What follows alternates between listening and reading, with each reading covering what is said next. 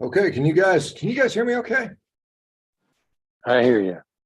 Okay, good, perfect. Well, hope everybody's doing well. Happy, I guess Friday morning where you guys are. I've been obviously absent the last 2 days. I was, traveling around Portugal, so I was just wasn't in a convenient place where I could stop and do this. So we've been having a quite a good time. I got to tell you, it's a pretty easy country to do a carnivorous diet in. I've had no problem at all. It's been every town and every little place we've had. There's plenty of places that have plenty of meat. It's actually pretty affordable, by at least by U.S. standards. It's the restaurants. I'd say about half the price of what they would be in a U.S. But I generally don't eat a lot out. Eat a lot out. Typically, when I'm on vacation, I rent a little Airbnb and cook my own food. But in this particular vacation, we're not doing that, and um, so we've been dependent on restaurants, and obviously, there's always some downsides to that. But it's been, the hotel we're staying at, they have a breakfast buffet, and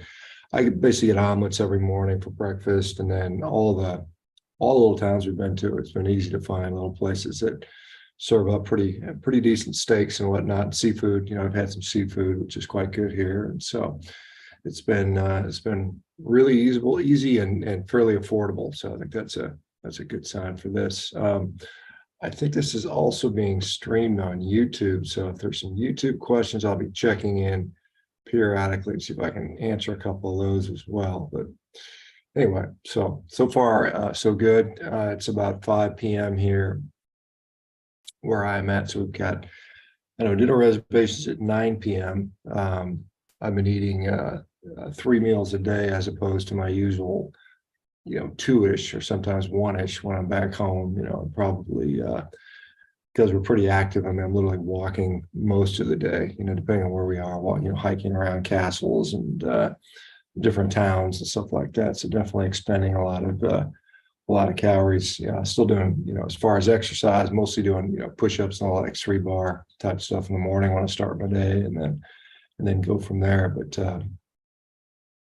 so far, my favorite place was a town called Sintra, which is probably about 20, I don't know if it's that far, 20 miles, maybe 15 miles from where we're staying. It's a little bit inland, but it's a really it's a neat place. Apparently, it was a home of the Knights Templar back in the Middle Ages, and then later the Freemasons kind of took it over. But they've got some just really interesting architecture and castles. Several castles there that you can go visit. One that was I think it was called the Quinta La Regalaria or something, Regalaria, I think, which is a really neat facility. And I've got this, I guess it was a big Knights Templar initiation place. And I had this, as they call it, the initiation well, where you go down, it's like a 9-story well that was dug into the ground, and, circular walkway down there. And apparently the Knights Templar, that was part of their initiation. They'd have to walk down there blindfolded, carrying a sword next to their heart, and then they would have to wind their way through some underground catacombs out to the other side. And we did. There was actually it's kind of funny. There's a catacombs labyrinth on one of the other part of the grounds is really neat. One of the other grounds of this catacomb labyrinth, and I was walking through, and I just whacked the hell out of my head, man. I got took off half my scalp. It's not that's well, a big chunk of skin left on the roof of that grotto there. So that was not my favorite part of the trip. But I mean, other than that, it's been pretty good. Bren Garns from YouTube asked me how I like the X3 bar. It's not too narrow for it. It's interesting. There was when I first got the X3 bar and I was doing the presses, I felt, a little constricted because of the narrowness. And I told John Jacobs, I said, "Hey man, the bar is a little narrow for my taste." And he said, "Well, it shows, the biomechanics show it's as wide as it needs to be," and on and on. I said, "Well, I don't know, man. I don't know about that." Well, they came out. He did eventually come out with a wider version, so he sent me the wider bar as well, so I've got the wide one as well. So the narrow one's the narrow one is too narrow for me, but the wide one is just fine with that. So that is fine. So how is everybody doing? Hopefully you guys did okay for the last 2 days without me here. I'm sure you guys are fine, but anyway, Karen says she hates the X3 bar, not strong enough. I think you just got it right. Yeah, like I said, you've got to be, the white one is, the white bar, the white band, is the lowest one you can use. And, it takes a little bit of strength to do it. I mean, I use, you know, Yeah. you just keep at it, you'll get used to it, and just as I mean, it's just a tough workout, even with the white bar, if you're doing like, I know even like if you're doing like a shoulder press with that white bar, it's gonna be, and I don't know how tall you are, Karen, but I mean, the taller you are. Yeah, I'm only 5'2". That one I have to, and it's so sad. I feel ridiculous, but my daughter came over and she tried to do this with me. And so we went down to our knees thinking, okay, because we couldn't do it standing up. So I went down to my knees. I still couldn't do it. I had to sit on my fat butt to get the thing up over my head. And I'm like, this is not working. So I don't feel like I'm doing it properly. So, and then when I'm trying to do like the chest press, the band keeps rolling up my arm. So I'm like, I guess I'm just not doing it right, but I'm sure I'll figure it out. It's just frustrating. Yeah, the chest press one's a little bit, because it does kind of roll around in your back, a little bit like that. And you just have to get used to, I would like pull it all down to my waist and then move it up, and then I get in position easier. I mean, it's, but yeah, I mean, as far as, like I said, there's a minimum level of strength, even to do the most basic band, the little white band that you need to do. It's actually a lot harder than people think, when you see somebody pushing away on, particularly like the orange band, which is their elite band, it takes a decent amount of strength. The nice thing about it is, you can travel with a heck of a lot of resistance with you. Like, for me to get to a place where I could, deadlift 600 pounds, which is what they claim the orange band will do, it requires a lot of equipment, I mean, a lot of heavy equipment to be able to do that. So it's nice to have that. It's just a matter of, like I said, you can modify the movements initially until you're strong enough to eventually, stand there and be able to press that thing overhead. That'll be quite an accomplishment. You'll get there, like I said, at your stage, because you're relatively new, maybe it's strength training at all. You'll progress relatively quickly, but it's just, a little frustrating getting to the initial phase. But even if, start out sitting down and just sitting there on the ground and doing the presses, and then you can go to your knees and then eventually you can stand up. I think that'll allow you to get there. So it takes a bit of time. Anyway.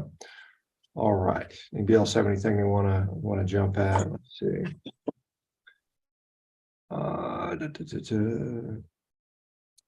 We've got Hard Truth over there on YouTube saying my blood labs are perfect. Well, again, whenever it comes to perfect blood labs, I always, even when I'm going to my appearance on Joe Rogan, I said, I don't know what that really means, honestly. I mean, there's within there's within standard norms, and it depends on how many things you test. You're always going to have to find something that's either high normal, low normal, or outside of range. It's just depending on how many labs you check and how how important is that. Some things are more important than others. Some things are, particularly if there's acute illness going on. But that's what we're seeing. All right. Anybody got any questions this morning, or anybody got any things? I know Kat's getting ready to make her way to Europe. And like I said, Kat, I can't remember where you said you don't know where you're going yet. You're just flying into somewhere, going to drive around, I guess. But so far, we're going to the Balkans. The Balkans, right? Yeah, we pick up the van in Amsterdam and then scoot south, get on a ferry at the tip of Italy, go to Greece, and then drive, and then we wander north. Okay, so you're picking up a car. Where are you picking up the van in Amsterdam? Yeah, we have a 1990 Volkswagen Vanagon, a four-wheel camper van that we store in Amsterdam. Okay, so can you sleep in that as well? It sounds like Yes. Full kitchen, sleeping. Oh, absolutely. Yeah, it's what we'll live in for 2 months. Wow, that's pretty fun. So you're going to go to the Balkans and check that out. So that'll be fun. Yeah. So you'll have to. And when are you leaving? We leave on the 26th of this month, so less than 2 weeks now. Okay. Well, you'll have to let me know how Greece is, because I'll be there in August. So I'll be interested to see what to see. I know for sure we're going to spend some time in Athens and Marathon, and then we haven't decided. We're probably going to take 2-3 days, maybe 4 days to see some other parts of Greece. We haven't decided yet. Maybe we'll go to Santorini or one of the other islands out there and just, see what. So far, lately, I have not been blogging like I should be, because it's just really a lot of work. So, but my husband has been posting things on Facebook, and he will continue to do that. And that is Nedcat Bacon, NEDKAT Bacon. So if you guys feel like following along, he's been doing a great job of keeping up on picture posting. Okay. We're not doing Instagram. It's just over our pay grade. I don't know. We can't figure it out. So it'll be just Facebook. I see. I think there's a little question on not Instagram, YouTube by Salver Computer Fungi. What are my thoughts on wild venison? I don't eat a lot of it. One, I just don't have a lot of access to it, but I've had, and I have nothing wrong with it. I have venison from time to time.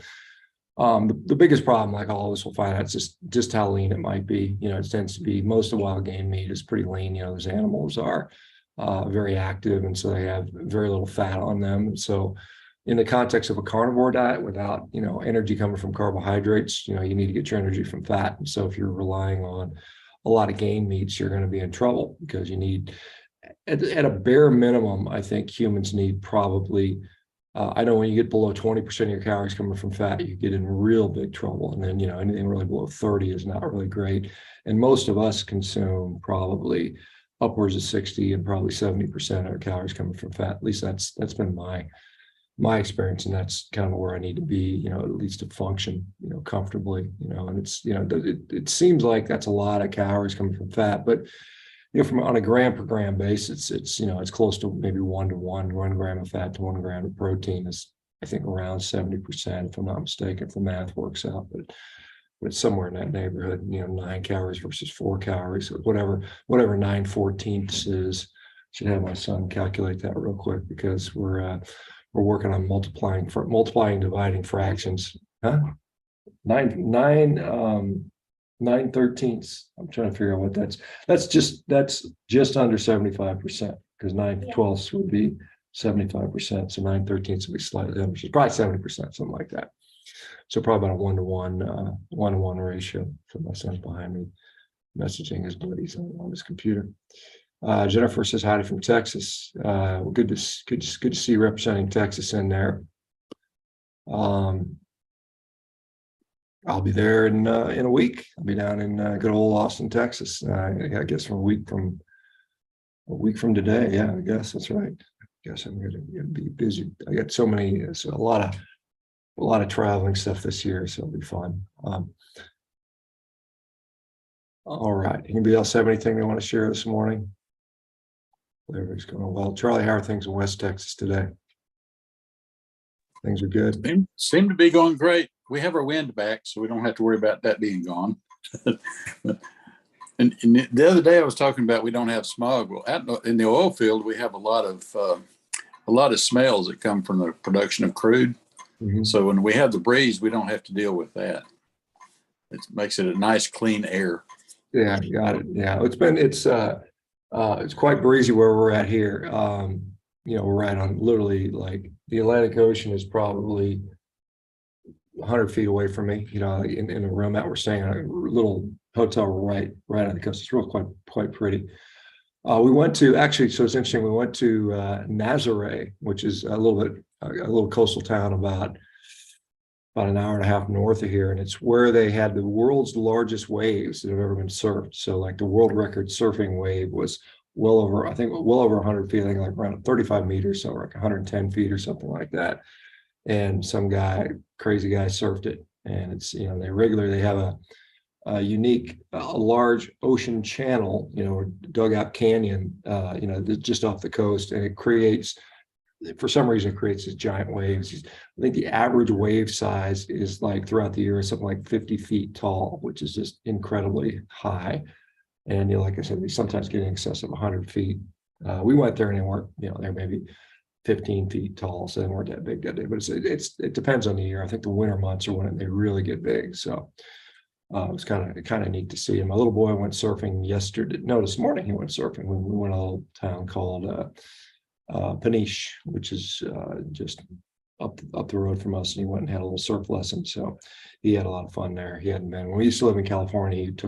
He was surfing a little bit, and so he's got a day in. He's going to do it again on Sunday, one more day there, and then I think on Sunday we're going to spend.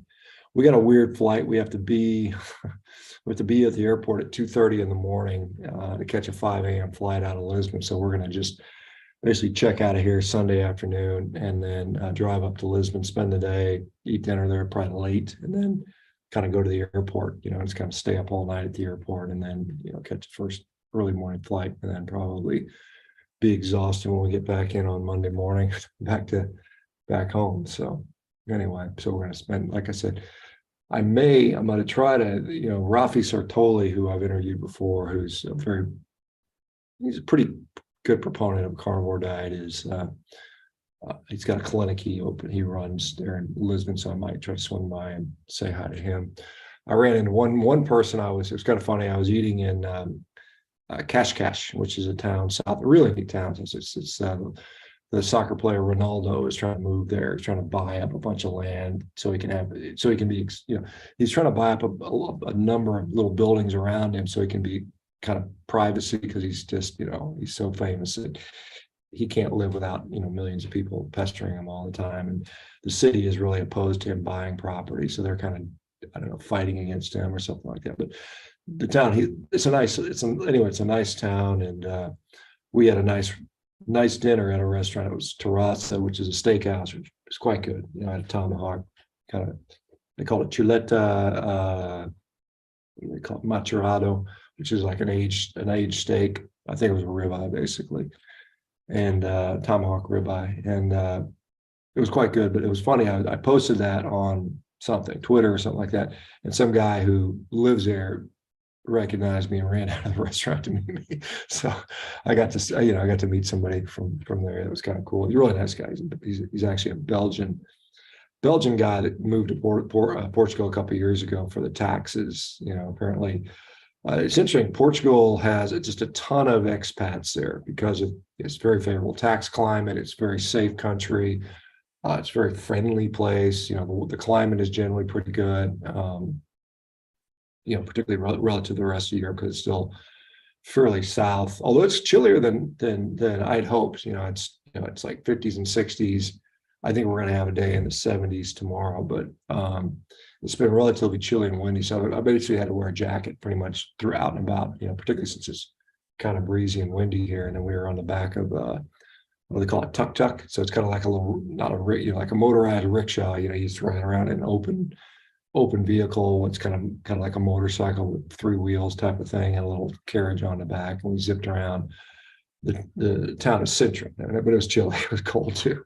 But our driver was funny. He was just a really gregarious Portuguese guy, very outspoken, and just a fun, happy tour guide. He was a nice one to visit. So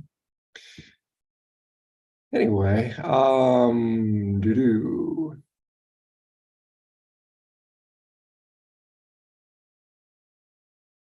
we got somebody, I'm just going to answer this from YouTube. Shores, forgive me if I'm saying the Kujus, so I'm not sure where that's from, but I'm sure I mispronounced it. But anyway, going carnivore, currently still eating some fruit and protein supplements. In your opinion, what are the worst meats currently? Setting a meal plan for breakfast, lunch, dinner, snacks. Thanks. Well, I think any whole cuts of meats are fine, quite honestly. In general, I think when you start getting these highly processed meats, particularly if they're pre-prepared meals, like, you get this meatloaves and like meats are soaked in marinades, and they often have kind of sketchy ingredients. So I think, number one, avoid those things because they often have a lot of added sugars and oils and other weird ingredients that you might not want. Some of the sausages, depending where you're at, can be quite good if they're made, primarily meat products. And then beyond that, I think when it comes into worse, and it comes down to individual tolerance. There's a lot of people do fine on pork and chicken and fish and beef and lamb, and those are the more typical ones, obviously, shellfish and whatsoever. But then it comes down to what you tolerate. most people seem to tolerate the ruminant meats the most. That's primarily beef and lamb for most people. So I think that, if I had to just blanket hierarchy, I'd say beef, lamb, and then other cuts of meat, and then from there things like eggs and dairy. Depending, I've had quite a bit of dairy on this trip because I mean it's cheese with breakfast, dip, like a ham and cheese omelet. Now is that a lot of fresh cheeses, which is something we don't see a lot in the U.S. It's kind of, but that's been quite common. I've had quite a bit more seafood than I normally have, so I've had some octopus and some squid and quite a bit of shrimp and that type. So I haven't had sardines yet. I've honestly never been a big fan of sardines, so I'm not like that interested. It's kind of interesting. It's kind of funny. Somebody on Twitter said, I appreciate, that you're healthy and this is healthy for you, but I don't see how you could pass up on all the local delicacies of Portugal. And, I'm just like, well, I am having quite a bit of variety and I've enjoyed everything I've had. And, some people would say the same thing about how could you avoid having all this American processed food? Because quite honestly, the hyper-processed American food probably tastes better to more people than even some of these regional delicacies. And you watch what happens is everywhere these American hyper-processed, or American style, I should say, hyper-processed food enter in society, it almost always replaces out this so-called cultural delicacy favorite foods because it just tastes better. I mean, they engineer it to taste better. And so it's like, well, why would you give up something so good and tasty like Oreo cookies or Ben & Jerry's ice cream? Or, you can pick your poison. And it's for the same reason. I enjoy the heck out of what I'm eating, but number two, there's serious health consequences to the other stuff. And I just choose to, not eat that or certainly minimize it as much as possible. I don't feel bad at it as well. Rick eats a lot of sardines for the omega-3. Yeah, they're a good source of omega-3s. There's no doubt about that. And Charlie's asking, would you suggest lesser aged beef for lower histamine level? Yeah, I mean, if you're suffering from some sort of histamine problem, then yeah, I mean, that's one way to do it, Charlie's. Aging beef dry aged beef is not going to be your friend when you're suffering from histamine problems. And so, that may go to the question on YouTube how do you say the name again? Shores was asking. There are, there's certainly people that suffer from histamine issues. And so avoiding dry aged meat, like some of the sausage and things like that have been out for a while. Yeah, that's it. So let's see. There's another. Jennifer says, my 7th month on carnivore and I absolutely love it. Never going back. Plus never get tired of it. Don't oversalt or you can become constipated even if things don't taste too salty. Be careful. Yeah, I mean, there's certainly the salt question is something that often comes up about how much salt, and usually for most people salt to taste and it works pretty well. But yeah, I mean, like I said, while salt is probably not as bad as made out to be in modern popular I guess nutrition circles where, it's like low salt, low fat, high fiber, basically, not very good food in my view, but,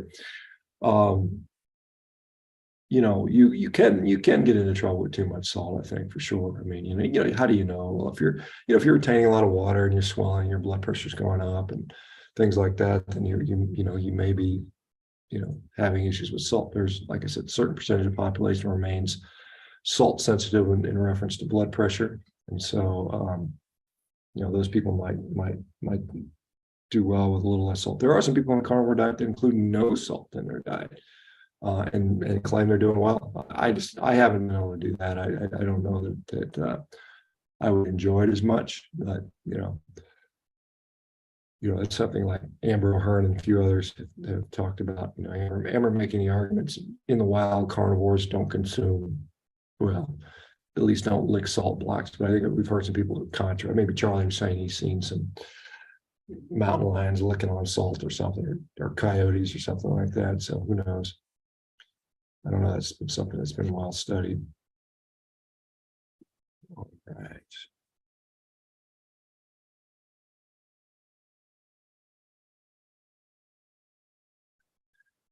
Two trees on YouTube, 69.7 years old, 3 years in a carnivorous lifestyle, and it's wonderful, man. Thanks. Well, I'm glad you're doing well. And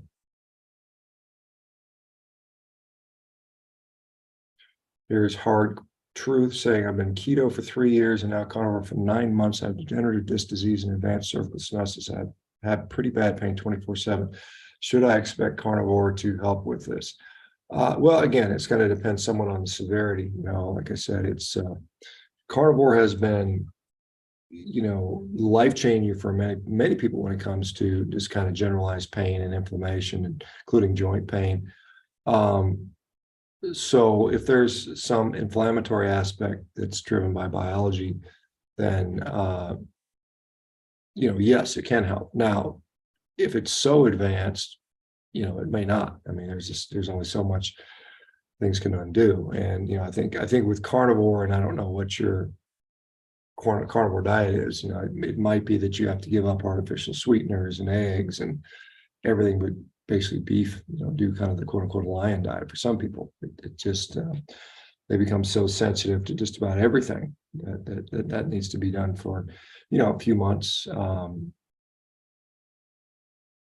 You know, so anyway, so Kat, I'm interested because you're going to be touring around Europe for 2 months, and last summer, because you had to deviate from the diet, you felt like it set you back quite a bit. How are you going to approach it differently this year? I mean, obviously you're bringing some meat across, and are you going to you're going to buy some stuff locally and do that, or how are you going to do it? Yeah, I'm bringing a lot of freeze-dried meat. I'm bringing like about 22 pounds worth. Mhm. It won't weigh 22 pounds because it's freeze-dried, but I'm bringing a lot, and I'm just going to be a little bit more strict, knowing the consequences. You know, I think I'll just stick, and I will allow myself dairy. And I will allow myself some eggs. I'm just going to try to avoid the processed pork. I think that's a real problem for me. And sadly, it's the easiest thing to get.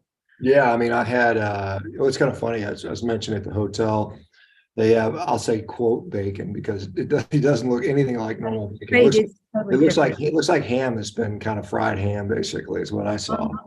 And but I did have at the restaurant for lunch today, they had some I can't remember the Portuguese name for it, but it was translated as an Iberian ham. And you know, I know the pork Iberico is supposed to be really, really good. So I assume it was similar. It was basically looked like a prosciutto, and I had that with some cheese, and that was really, really good. I really enjoyed that. But yeah, if you can't, because the charcuterie is you know all over the place here for sure. And if you can't tolerate that, then that's unfortunate, because it's you know, I don't know about the Balkans. I mean, you know, at least the part that I was in, you know, there was definitely a lot of lamb, but a lot of pork as well, for sure.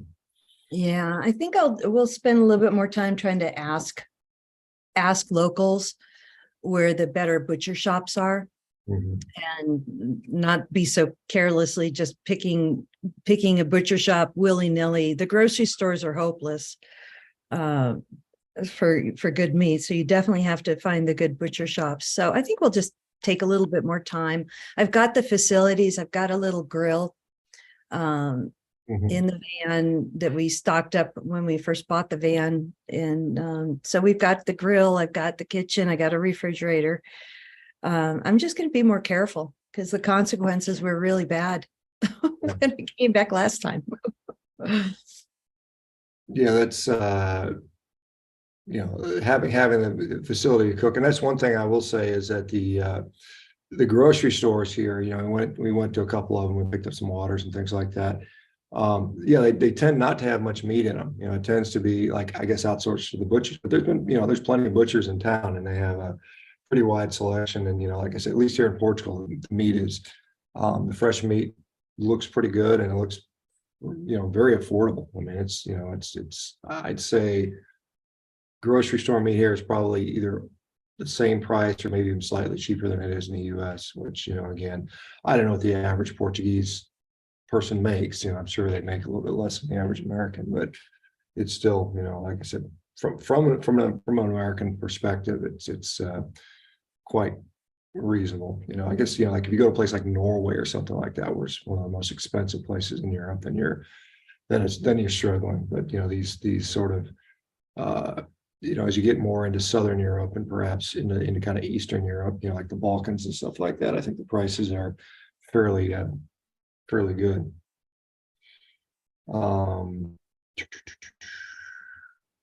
Charlie's talking about blood and salt in blood. Yeah, blood is, it's isosmotic with seawater. It kind of represents the fact that we all supposedly came from the sea at some point, and so we have the same salinity in our blood as what's in seawater, and so it is fairly salty. And that's one of the things that people would say, that early hunters were eating. They weren't hanging their meat for days.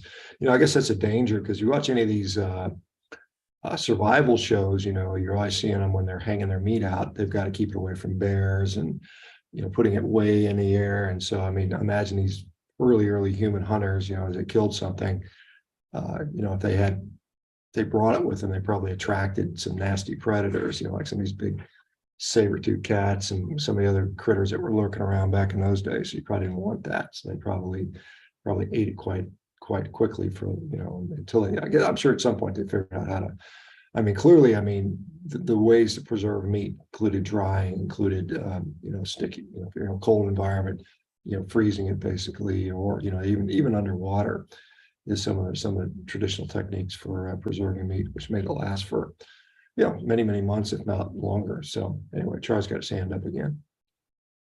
Well, the person I was referring to just captures the blood when he processes, and he pours that straight onto a hot grill, and it grills it crispy, and it's actually quite flavorful. But it does, as Jenny said, it does have a salty flavor to it. Yeah. Well, I've had, like I said, I've had blood sausage before, and some people have blood pudding and stuff like that. So it's still, it's eaten, and I think in the U.S. it's a little challenging to get blood. It sounds kind of like but in some cultures, blood is quite commonly consumed. I think of blood pudding and blood sausage being the two most common versions that I'm aware of. And I've had at least the blood sausage. I had it at an Argentinian restaurant when I was in Miami a few years ago, and it was actually quite good. I was quite surprised how good it was. It's something that I wouldn't normally have ordered, but it came as like a part of it was like a spread of meats, like a Argentinian platter of meats, and it was one of the things on there, and it was quite good. Same thing, they had sweetbreads on there as well, which I felt they were kind of like okay at best. I was like, well, this isn't great, but it's I much prefer the blood sausage to the sweetbreads. So blood, okay, so we're talking about the blood for the salty flavor. Yeah.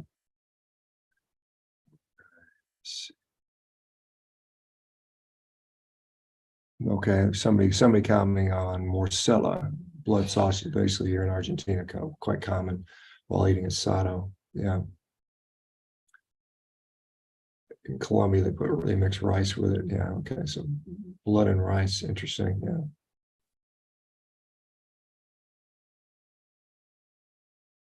JG, hey, good doc. Only support local butchers and ranchers. Is that? Are you saying? I don't know. That's you saying that, or we should only do that? It's like I said, my first goal is just to convince people to eat meat. And if that means going to the grocery store, I'm fine with that. For them to get used to that, and then if they want to, if they understand the importance of what the ranchers do and keeping them in business, and they can go on and do that. But step number one, honestly, is convincing people that meat is healthy for us and it's not going to kill us.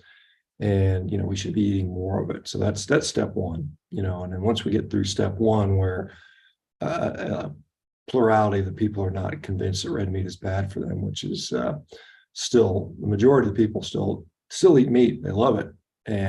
But they think it's bad for them, which is the absolute, wrong thing. It's kind of funny. I was in a restaurant for dinner last night, and they had a tomahawk steak. It was like, for two people, and it was 40 euros, which is, really, in a restaurant, that's not bad. It's like it's like $42 or whatever, $43 for a steak, a tomahawk. I can't imagine. I think if I go to a US restaurant, I'm paying at least 80 and maybe $120 for the same thing. And of course, it said for 2 people. And of course, the waiter point out, he goes, sir, that's for 2 people. And I said, yeah, I know. I'm kind of like 2 people, and I had I had no problem eating it. It was, quite easy to eat. But yeah, yeah, but I was telling him, I pretty much just eat meat because you notice I didn't eat the sides. And the sides, rice, beans, and French fries seem to come with every meal here. That's kind of the standard side dish. Which today for lunch, I had a sirloin, and I noticed they had a fried eggs. So I said, hey, can you substitute the French fries with fried eggs? And they were able to do that quite fine. So worked out very good. So it's not been too problematic.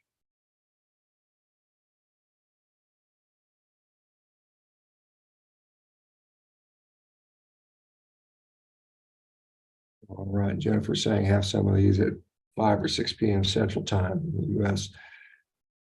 Yeah, we'll have to see. I mean, this is the one this is my 9 a.m. meeting that I've been having for 3 years with this community. So I don't know. I'll change that up, but I might maybe I'll have an additional YouTube one down the road. So somebody, and again, there's no name attached to this, but it says I'm still eating blue cheese, double cream, eggs, bacon, coffee with a little sugar. I'm sure. What should I give up first, Doc? Well, I mean, again, maybe nothing depending on how you're going. I mean, if you're doing fine on what you're treating. Okay,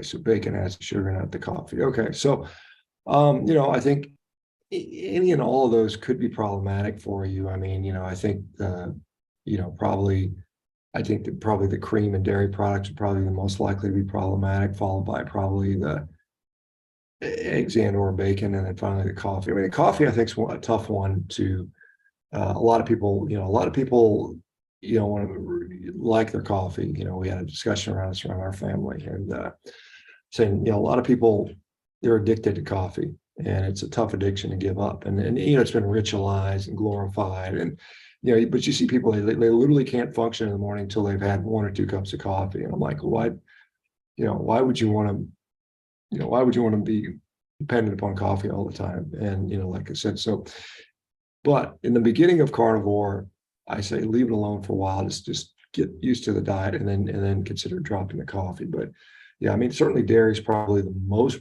likely to be problematic if you're having problems. I don't know what they are. Joanna has her hand up. Johanna, how are you today?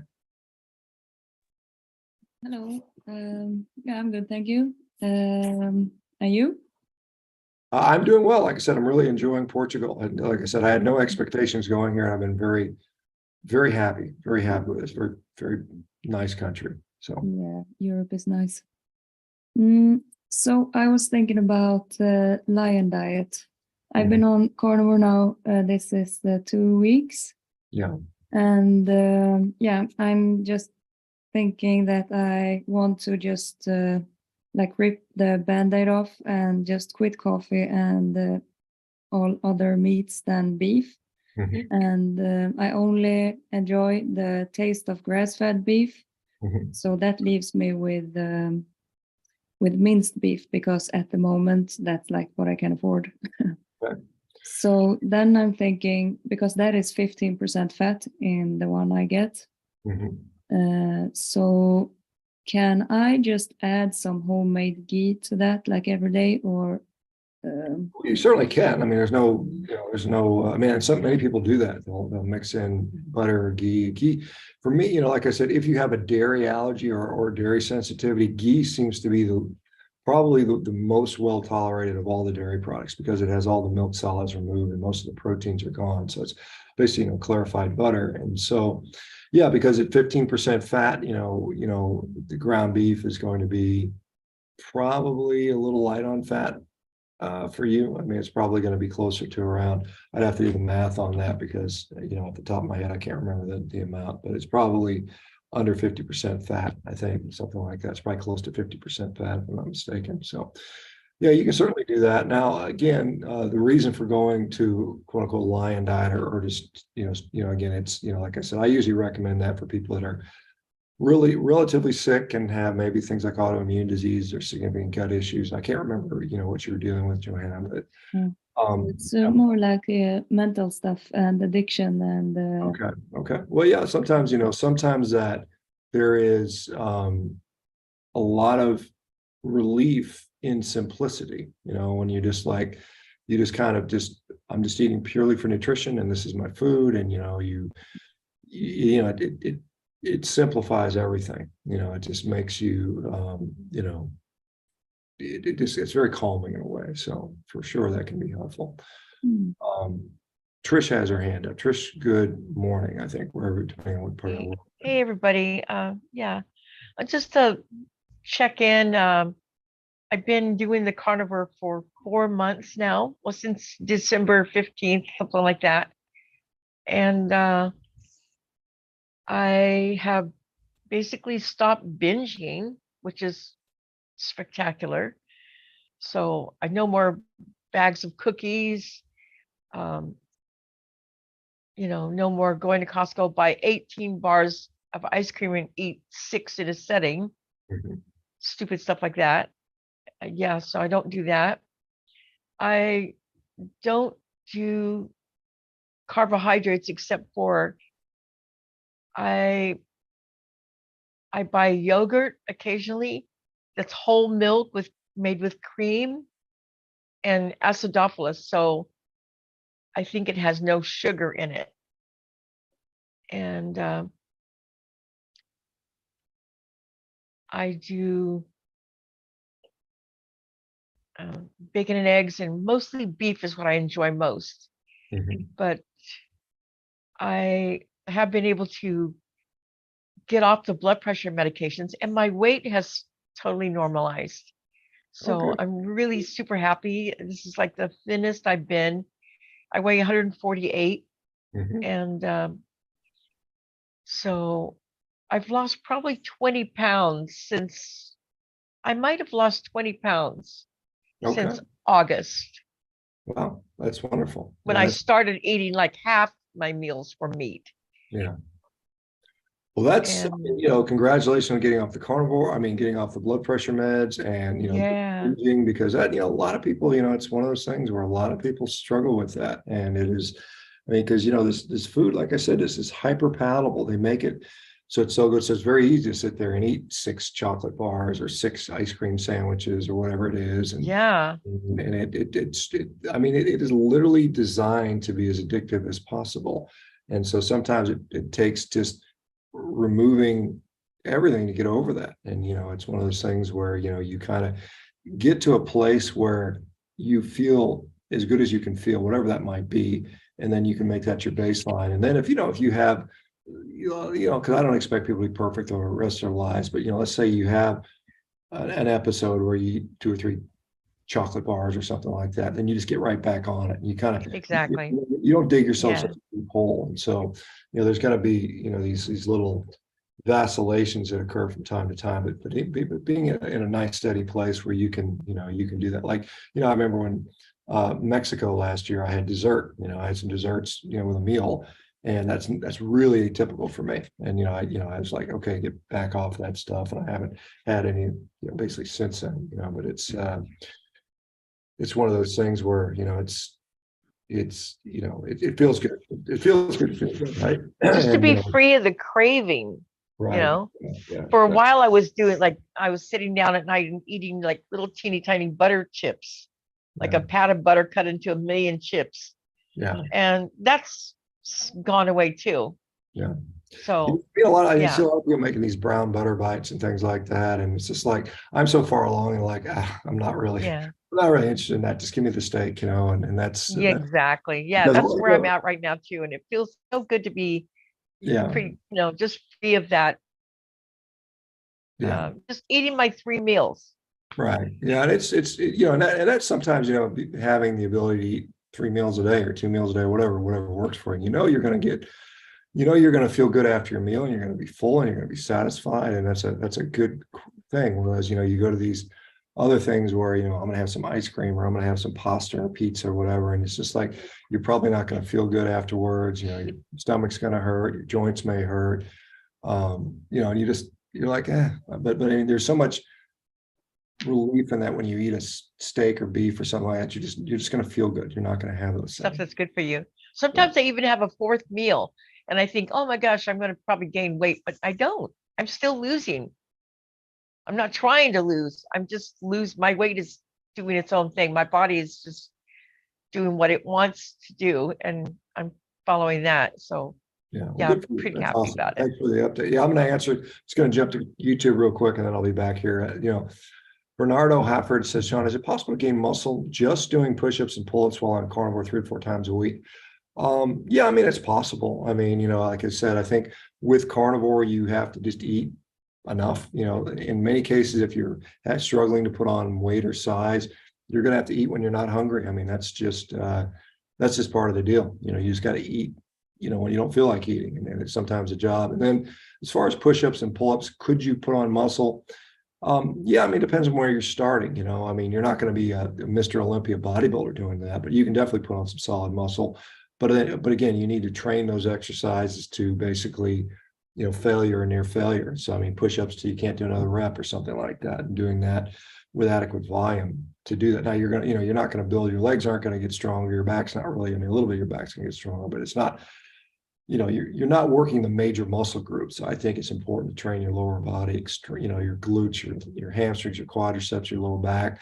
That's where the majority of your muscle mass is going to be, and you're going to get the biggest neurologic and endocrine stimulation from training those big muscle groups. So I think that's important. Whereas push-ups and pull-ups, yeah, I mean, your chest will get a little bigger, your biceps will get a little bigger, but you know, it's you know, to me that's an unbalanced body, and you know, I think you do. Yeah, so people saying skip leg day. I mean, I think it's important. I think from a health standpoint, and I've said this over and over again, and that's why women are usually preference. You know, women that train usually like to work on their glutes and their legs. You know, that's where they think their problem areas are, so they tend to do that. But really, from a health standpoint, it's more important. As an athlete, having strong legs, you know, lower body is far more important than an upper body for most sports. It's not that upper body is not important, but I mean, if you had to pick one or the other, I'd definitely train my lower body, even as a man. And then, you know, and it's just going to have a longevity benefit for you. All right, there's a question from Jeff. Jeff, you got your hand up. Good morning. Good morning, Shawn. I have a question. I think you had a very recent interview with Dr. Paul Mason, which was fascinating. And you touched on something that I'm dealing with right now. And it's the first time that I've heard a couple of things mentioned. So that's about my A1C. I reversed my type 2 diabetes over a year ago. I've been steadily around 5.2 A1C. And I see it's now creeping up a little bit to 5.4. And but I wear a CGM, and I check I do a meter check with finger pricks about 2 times a day to make sure that the CGM is accurate. And I've been stellar for at least 4 months. I mean, like nothing more than 85, sometimes down to 70, and very level, because I'm eating just 100% carnivore, 2 meals a day maximum, etc. And so I'm a little afraid that it's gonna creep up into diabetic areas, and technically for the worst part is if I need to get health insurance or life insurance, that's not going to look good. I've really been trying hard to get under 5. It's just a personal goal. In the interview, it was mentioned that I might want to check in my next blood test reticulocytes, which I understand are young red blood cells, and that'll give me the indication that the issue is just that my red blood cells are living longer and making the A1C a little bit inaccurate. One question that I have, maybe you know, maybe don't, is are there particular foods that may cause more glycation than others? Because maybe, you know, I switch my carnivore meats to a different type. I don't know. Any other ideas? Well, I mean, I think part of the issue is, you know, if you're legitimately saying your blood glucose is 70 to 85 and it never varies from that, then your A1C realistically is probably at most 4.8, 4.9, something like that, maybe even less, maybe Right. even 4.6. I mean, you know, and it could very well be that you have just long-lived red cells, and you know, the retic count, which indicates, you know, how much turnover you're having. So if you don't have a lot of new cells in there, that means the other ones are hanging around longer. So you expect a lower reticulocyte count. Although there, you know, there's no real, like, if your reticulocyte count is this, then your blood cells live longer. It's just kind of a makes sense dynamic. I don't know if there's, I doubt there's even any formulas to calculate that. So the problem with that is, so there's another test called fructosamine, which is also considered a proxy for hemoglobin A1C.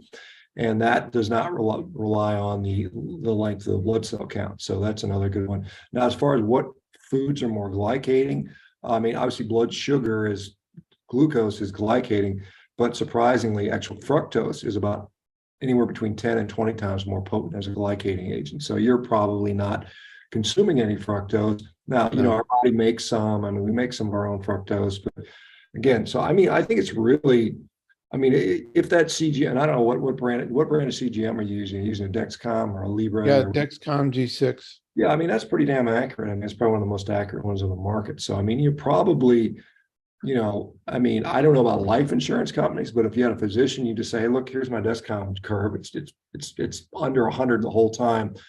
There's no one, I mean, no one that's got half a brain that would use this. I think the hemoglobin A1C in lieu of that. I mean, the more and more we have CGM data, the more people are seeing that hemoglobin A1C is not as accurate as we think, particularly, I think, with this particular cohort, when, you know, when we got clearly discordance between the CGM and the hemoglobin A1C. So I would, you know, I mean, for my own personal sanity, if you're worried about it, I would just look at the CGM data and say, hey, look, it's great, and not focus so much on the hemoglobin A1C. Now, again, if the life insurance companies, I doubt, you know, they're going to say, oh, it's a 5.2 or 5.4 and give you some negative rating. I mean, I don't think they care until it's 5.8 or higher, quite honestly. You know, I mean, the only thing, like I said, and again, if you're wearing a CGM 24 hours a day, which is how they're worn, yeah, it's hard to make, you know, I guess some people will do finger sticks and they'll see it kind of high in the morning at 110 or something like that. And they'll be like, oh my God, it's high. And usually I can usually put that down to, you've had a big meal, big steak at 8 p.m. and it hasn't done digesting. You're still technically postprandial. You're not actually fasting it, even though it's 12 hours, but sometimes, you know, 2-pound steak or a pound and a half of meat in your gut is going to take a long time to get through. So sounds, yeah, I do a finger prick every morning. yeah. And it's always below 100. Yeah. It's been matching the CGM, which is about, like, today was 67. You know, Yeah, well, I mean, and you got, you know, I mean, as far as diabetic glucose numbers, you don't have any of that. You're nowhere near that. And so, I mean, you know, you said you had type 2 diabetes in the past. Yeah, I was at 11.2 July of 11.2. yeah, Wow. July of 2021.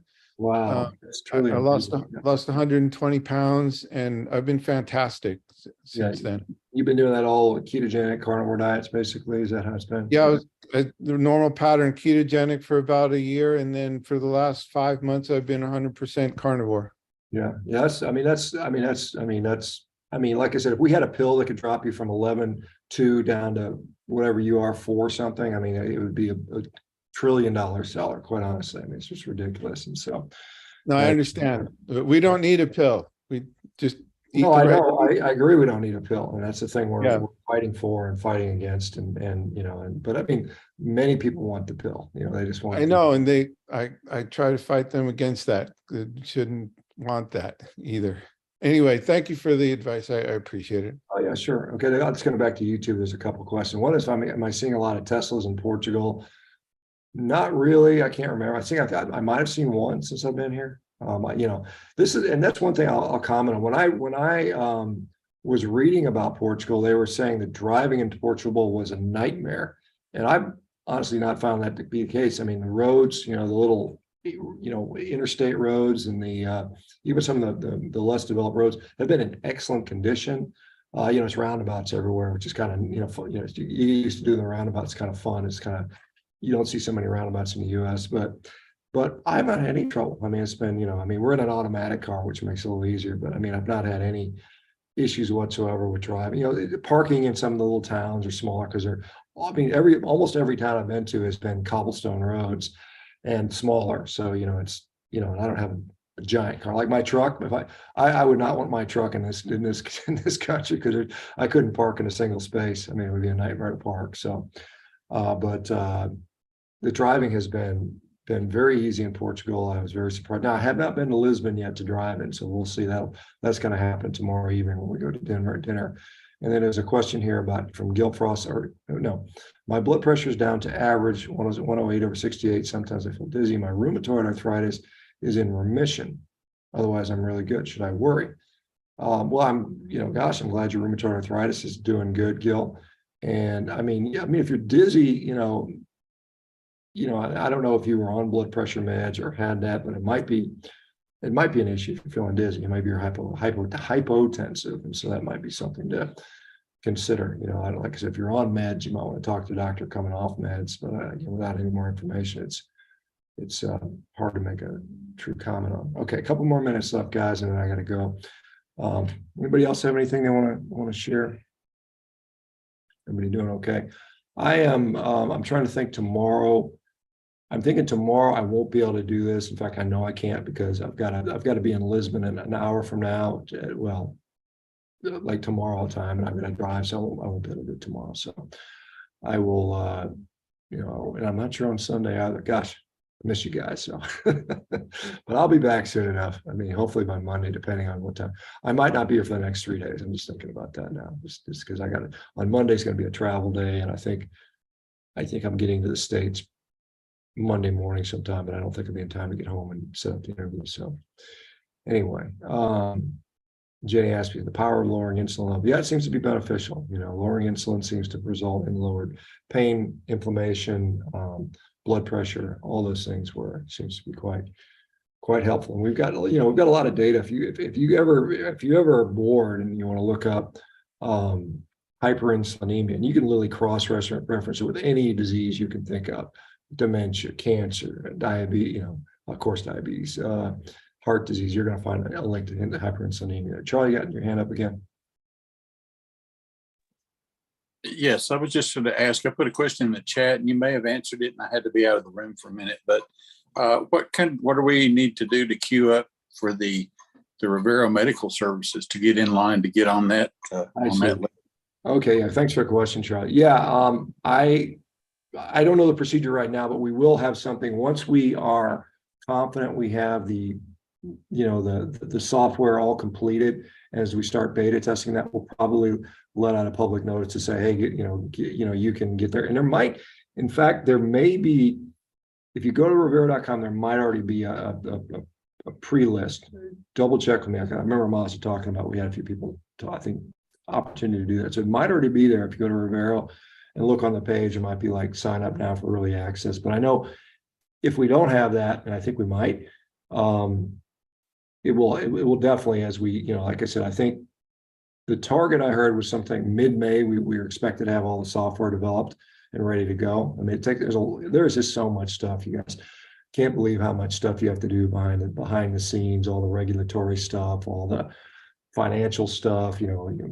We had to break up into several companies in order to meet the financial regulatory requirements, and establishing all this stuff, and legal fees, and all this. It's just, there's a lot to do this, to open a nationwide medical practice. It's not just like turn the sign on, here we go. There's just a ton of stuff going on in the background. So, but we've got some really good people helping us with that. So, but yeah, I think, Charlie, there might already be a place to do that on Revero.com, but if there isn't, there will be. And like I said, I would expect probably sometime in May for that. So, okay, guys. Well, I am out of here. I probably won't see you till I get back. Maybe not till Tuesday, because I'm thinking Saturday. I don't think I'll be able to. I'm going to be in Lisbon both those days, and Saturday, Sunday, and then Monday I'm going to be flying the whole time. So I will definitely be here Tuesday.